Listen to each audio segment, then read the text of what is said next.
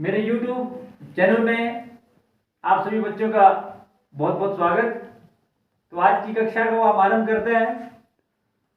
आज हमारा टॉपिक है partnership account. Partnership is the relation of mutual trust and faith. In order to maintain trust or faith, it is necessary that partnership account should be maintained in an honest, accurate and equitable manner. मैंने जैसे आपको बताया कि जो partnership होती है वो mutual concern से, ट्रस्ट से और फेथ से चलती है।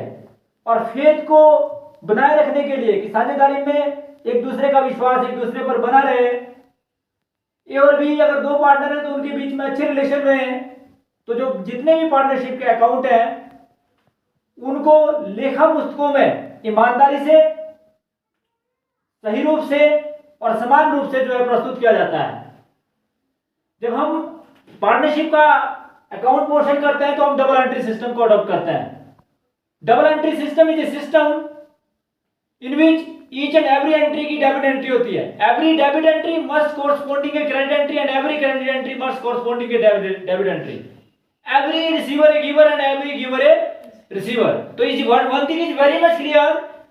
इसके अंदर जो सोल ट्रेडरशिप के अंदर तीन अकाउंट थे, पर्सनल अकाउंट, रियल अकाउंट और नॉमिनल अकाउंट। जिसमें पर्सनल अकाउंट का रूल था debit the receiver, credit the giver. Real account का रूल था debit what comes in, credit what goes out. Nominal account का रूल था expenses losses are debit and income and gains are credit.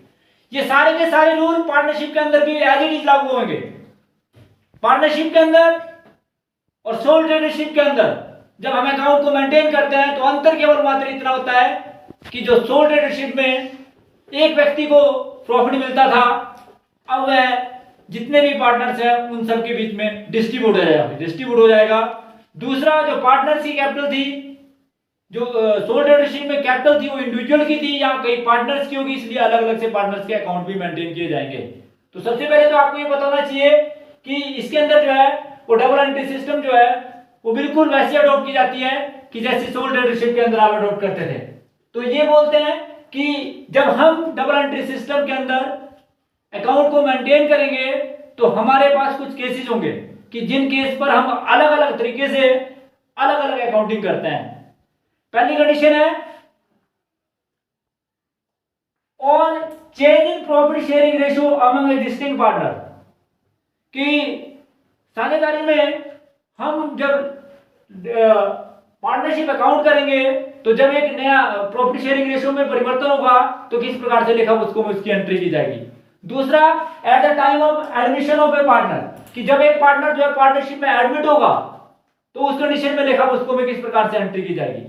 At the time of retirement of the partner और death of A partner, किसी partner की retirement होगी या उसकी death होगी तो उस समय लेखा पुस्तकों में किस प्रकार से एंट्री की जाएगी। इसी प्रकार से on the dissolution of A partnership firm, कि जब फर्म का जो है समापन होगा तो लेखा पुस्तकों में इसकी किस प्रकार से एंट्री की जाएगी। अर्थात हमारे पास जनरली जो है चार कंडीशनें होती हैं कि अगर प्रॉफिट शेयरिंग रेशियो में परिवर्तन हो, अगर कोई पार्टनर पार्टनरशिप में एडमिट करता हो, अगर किसी पार्टनर की रिटायरमेंट या डेथ होती हो या साझेदारी फर्म का समापन होता है, डिसोल्यूशन होगा पार्टनरशिप फर्म, तो किस प्रकार से लेखा पुस्तकों में अलग अलग तरीकों से उस कंडीशन में जो है लेखा पुस्तकों में एंट्री की जाती है।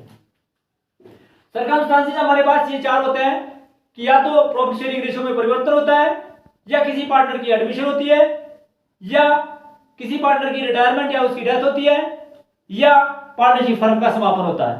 तो इन कारणों से जो है आप सभी जानते हैं कि partnership is depend upon agreement.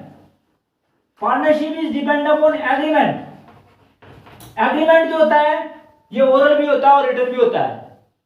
हम पार्टनरशिप के अंदर एग्रीमेंट में जो बातें लिखी गई हैं वैसा ही हम अकाउंटिंग करते हैं।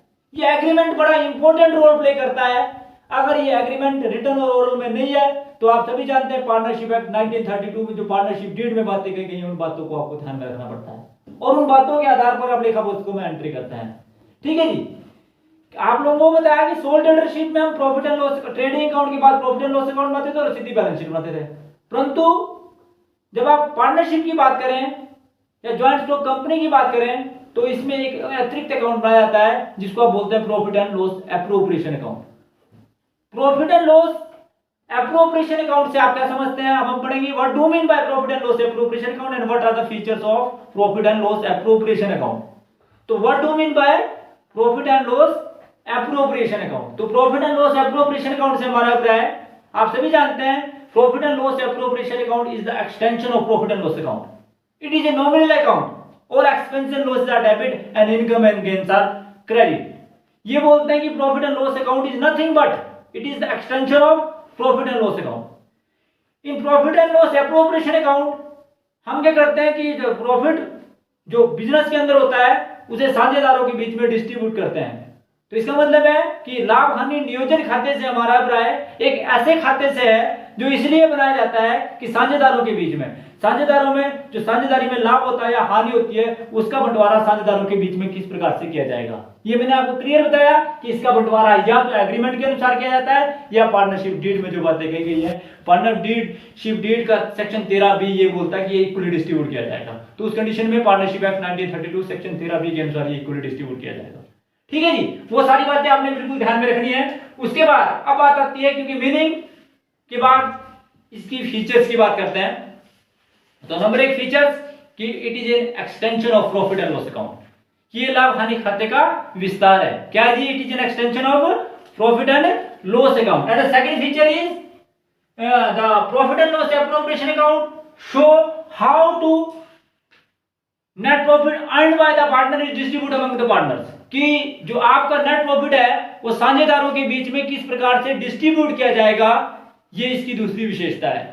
अगर तीसरी विशेषता की बात करें, it is prepared by partnership firm और ज्वाइंट स्टॉक कंपनी। इसकी तीसरी विशेषता यह है कि ये पार्टनरशिप फर्म और ज्वाइंट स्टॉक कंपनी के द्वारा ही बनाया जाता है। और जो इसकी लास्ट विशेषता है कि इसका जो बैलेंस आता है पार्टनरशिप फर्म का, उसका यूज कहां कहां आप करते हैं। अर्थात profit and loss appropriation account में जो चीजें आती हैं वो कैसे आती है और उसका यूज आप कैसे करते हैं। तो जो आपके पास प्रॉफिट एंड लॉस अकाउंट से बैलेंस आया उसका यूज आप या तो पार्टनर को सैलरी देने के लिए, या पार्टनर को इंटरेस्ट ऑन कैपिटल देने के लिए, या किसी पार्टनर को आपने अगर उससे कोई लोन लिया है उसको इंटरेस्ट देने के लिए, या फिर उसका प्रयोग जो है आप जनरल रिजर्व में या अन्य रिजर्व में ट्रांसफर करने के लिए करते हैं। ठीक है जी, profit and loss appropriation account के डेबिट में जो आइटमें दिखाई जाती हैं, क्योंकि ये नॉमिनल अकाउंट है। नॉमिनल अकाउंट का मतलब है कि जितने भी खर्चे होंगे पार्टनर के से रिलेटेड या जितने भी लॉसेज होंगे पार्टनर से रिलेटेड, उसको आप profit and loss appropriation account के डेबिट में दिखाएंगे। जैसे interest on capital, partner salary, partner commission, ये जो है ये सारे खर्चे जो है profit and loss appropriation account के डेबिट में किए जाएंगे। खर्चों के साथ साथ यदि सारा का सारा पैसा आप पार्टनर्स को डिस्ट्रीब्यूट नहीं करना चाहते तो कुछ राशि जनरल रिजर्व में डाल दी जाती है। इसके क्रेडिट में आने वाली आइटम है, अगर 20 वर्ष के दौरान जो प्रॉफिट हुआ, जो आपने प्रॉफिट एंड लॉस अकाउंट से ट्रांसफर किया, सबसे पहले उसे दिखाया जाता है। फिर जो आपको इंटरेस्ट ऑन ड्राइंग मिला उसको दिखाया जाता है। यदि profit and loss appropriation account की क्रेडिट साइड का टोटल डेबिट साइड के टोटल से ज्यादा आता है तो इट इज इंडिकेट कि आपको प्रॉफिट हुआ और उस प्रॉफिट को पार्टनरशिप कैपिटल में as per their profit sharing ratio distribute कर दिया जाता है। In case of loss, loss कब होगा, जब profit and loss appropriation account का डेबिट साइड का टोटल क्रेडिट साइड के टोटल से ज्यादा होगा। और इन केस ऑफ लॉस, उस लॉस को पार्टनरशिप कैपिटल में as per their profit sharing ratio जो है उसमात किया डिस्ट्रीब्यूट कर दिया जाएगा। आपको मैंने ये सारी चीजें बताई पढ़ने के बाद। जैसे आप लोगों को बताया था कि आप वीडियो को देखने के बाद अपने व्यू जरूर दें, आप कमेंट जरूर करें, लाइक करें, सब्सक्राइब करें मेरे चैनल को और बेल आइकन का बटन दबाना ना भूलें।